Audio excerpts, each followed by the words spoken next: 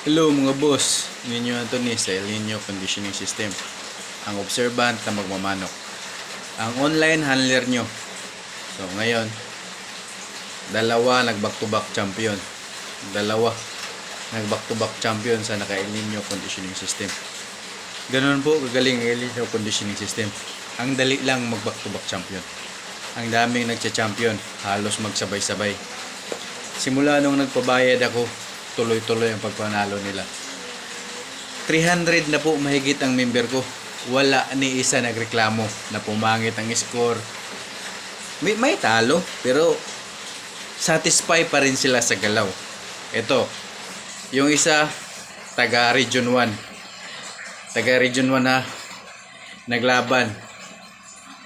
Basaan, panalo, first fight niya, basaan. Pangalawa, namalo manok niya. Nabali ang tari, ang pa-champion niya, nabali ang tari. Yun, pero namalo, masaya siya.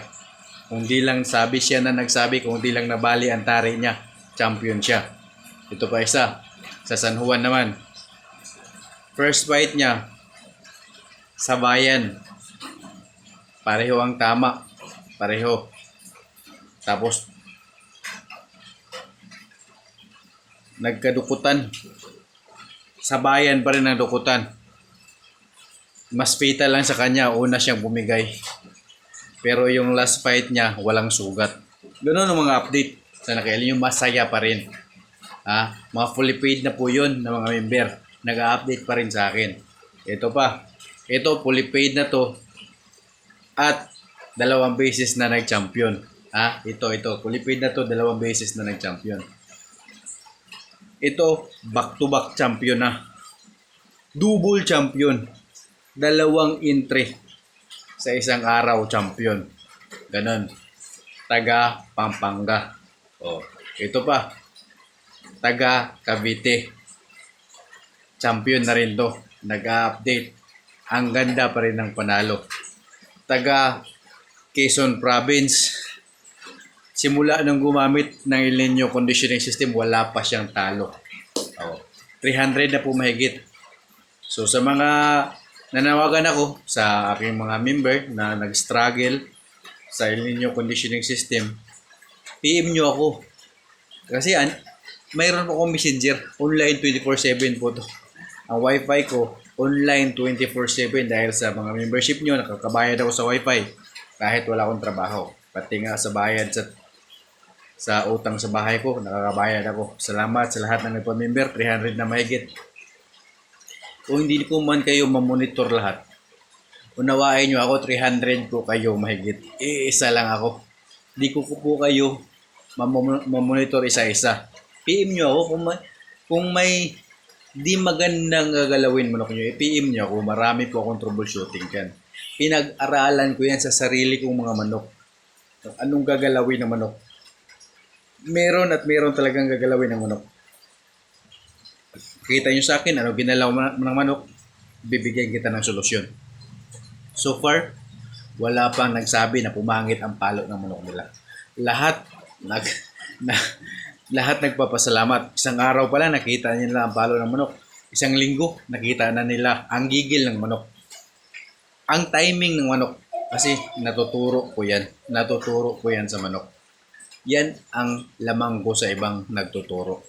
Magaling po ako mag-obserbar, sinusulat ko yon at hanggang sa na-memorize ko na ang gagawin ng manok sa ganitong paraan. Kaya nga tinitraining natin ang manok kasi natuturuan ang manok. Yung diskarte lang ang manok ang natural sa kanya. Pero na kung ano man ang di kaaya-ayang diskarte ng manok, nagiging magaling yan pag naka-El Nino Conditioning System. Talagang lahat ng mga member ko masaya sa ginagalaw ng manok na. Di naman yan sila pare-pareho ng bloodline eh. Di naman yan sila pare-pareho ng manok na mga matataas ang klase. Mga member ko kadalasan backyard pero may mga big time. Yun nga big time ang nag-suggest sa akin na magtaas ka ng bayad kasi aabusuhin niya ng iba. Ang dali lang magpamember sa'yo. Tapos maliit lang ang bayad, aabusuhin yan sa iba. Kaya ako, nagtaas din ako para hindi maabuso yung sistema. Maganda to sa side ko. Kasi hanggang ngayon, kahit nagtaas ako, kumikita pa rin. Kumikita pa rin. Makiusap kayo sa akin, hindi po ako madamot. Basta lang, pag manalo, huwag niyo ako kalimutan. Kasi mayroon kasi mga nakalimot sa akin eh.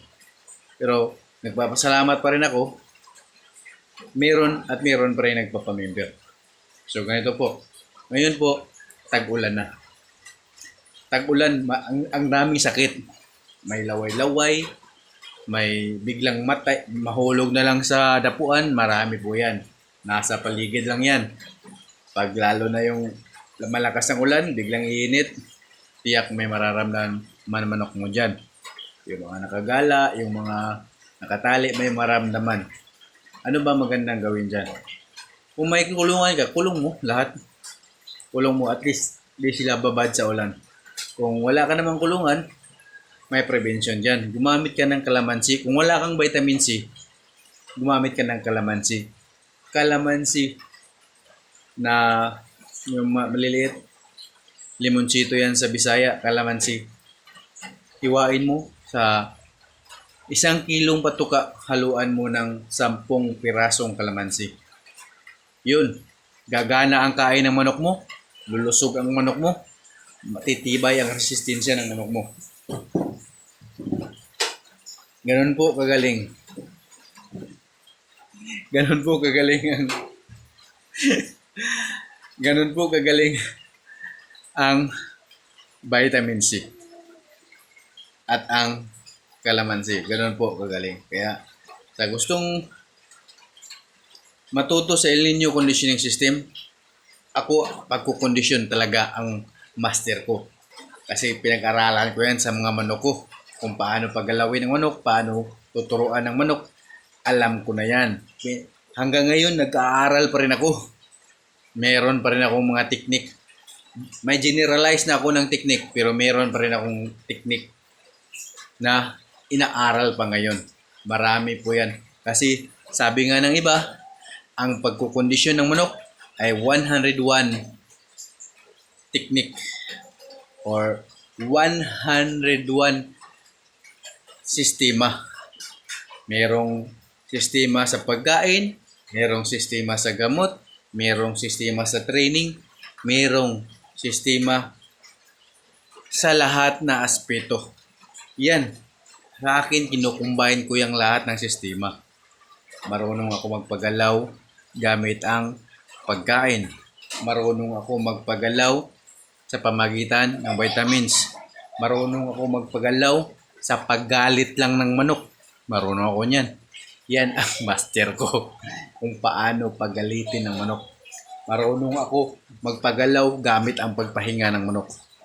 Yun ang meron ako na binabayaran ng mga member ko. Simpleng pagmamanok lang. Simpleng pagkukondisyon. Pero tiyak malakas ang manok mo. Yan po ang binabayaran sa akin. Simple pero epektibo. Hindi na kailangan ng mamahalin pa na ano dyan, pagkain. Inirton po ang gamit ko. Maintenance at saka sa derby, inirton ang gamit ko. Vitamins ko, pwede akong gumamit ng local na vitamins. Pwede akong gumamit ng pangtaong vitamins. Pwede akong gumamit ng kahit anong vitamins. Gagalaw at gagalaw ang manok ko. Kasi may sistema po dyan. Naka-schedule ang vitamins, naka-schedule ang pagpagalaw, naka-schedule ang training, naka-schedule lahat. Pero mayroon talagang tamang scheduling dyan. Gusto nyo matuto, kung member na kayo sa El Nino Conditioning System. 5,000 po ang membership sa akin. Pero lahat ng nagpa-member masaya. Unang araw, unang linggo, masaya na sila. Ganun po, ka-epektibo yung conditioning system ko. So ngayon, natag-ulan na at biglang iinit, bigyan nyo ng vitamin C ang manok nyo or calamansi. Ihalo nyo sa tubig kung wet feeding kayo. Ibabad nyo sa pagkain ng manok ang calamansi. Tiyak, gaganahan ng kain ng manok nyo, maging malusog ang manok nyo. At matibay sa sakit. Ganun po ang gamit ng vitamin C at ng calamansi. Ako, naubusan ako ng vitamin C. Yung imported ko ng vitamin C, ubus na. Ang gamit ko ngayon, kalamansi. Bumili ako ng kalamansi. Ang mahal na ng kalamansi. 130 per kilo. Pero ayos lang. Kasi kung ang benefits naman na magbibigay sa manok mo, napakaganda, ayos lang yun. 130, 120 ang kilo sa vitamin sa kalamansi dito. Kaya bibili ako palagi ng kalamansi para malusog ang mga manok ko. Salamat po sa gusto magpamimber na El Nino conditioning system. Magpamimber na kayo. Madali lang mag back-to-back champion. Kahit ilang pang back-to-back champion ang gagawin mo pag naka-El Nino conditioning system. Hindi kailangan mamahaling manok. Bumili ka lang ng magulang na manok. Gagalaw yan pag naka-El Nino conditioning system ka. Salamat po.